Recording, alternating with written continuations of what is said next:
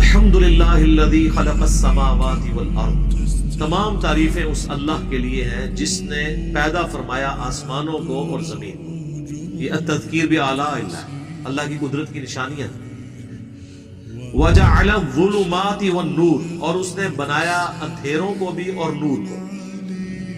ثم الذین کفروا بربہم یعدلون، لیکن پھر بھی جنہوں نے کفر کیا ہے وہ اپنے رب کے ساتھ اور ہستیوں کو مد مقابل ٹھہرائے ہوئے ہیں۔ جب بنانے والا کریٹر ایک ہے تو اللہ کے ساتھ اور ہستی کیسے شریک ہو سکتی ہے؟ اور پھر اس کائنات کا نظم بتا رہا ہے کہ ایک ہستی کی رائے ہے جس پہ یہ سارا چل رہا ہے۔ وہ سورۃ المومنون میں آگے چل کے آئے گا، سورہ الانبیاء کے اندر، کہ اگر اللہ کے ساتھ کوئی اور الہ ہوتا تو زمین و آسمان کا نظام درم برم ہو جاتا، اور ہر الہ اپنے حصے کی مخلوق لے کر الگ ہو جاتا، پارٹی بازی شروع ہو جاتی۔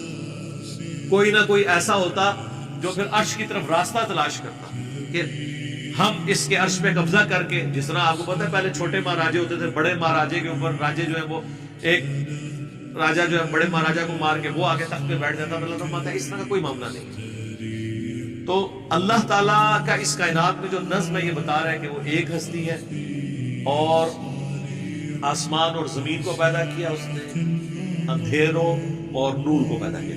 دیکھ لیں، نور کو اللہ نے سنگولر کے سیغے سے بیان کیا اور اندھیرے کو جمع کے سیغے سے۔ گمراہیاں بھی آپ دیکھیں کہ جمع کے سیغے سے آئیں گی، ہدایت بھی سنگل کے سیغے سے آئیں گی۔ تو یہ آپ کو جو بظاہر تضاد نظر آ رہا ہے، آسمان زمین دو ایکسٹریمز، اسی طریقے سے اندھیرا اجالا دو ایکسٹریم، اس طرح دنیا اور آخرت بھی۔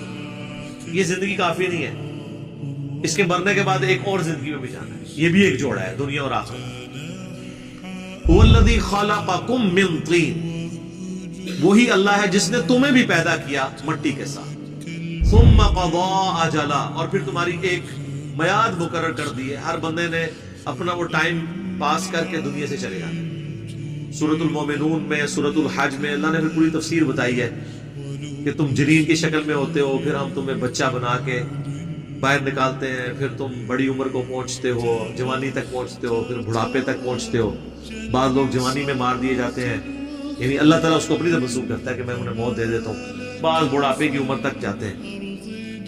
وَأَجَلٌ مُّسَمًّى عِندَهُ ثُمَّ أَنتُمْ تَمْتَرُونَ، اور ایک میعاد مقرر ہے اللہ کے نزدیک، پھر بھی تم شک کر رہے ہو۔ یعنی ایک تو یہ چھوٹی موت انڈیویجول لیول پہ ہے نا، ایک بڑی موت آنے والی ہے، وہ پوری کائنات جس کا علم اللہ کے پاس ہے، قیامت کا دن، اس میں پھر بھی تم شک کر رہے ہو۔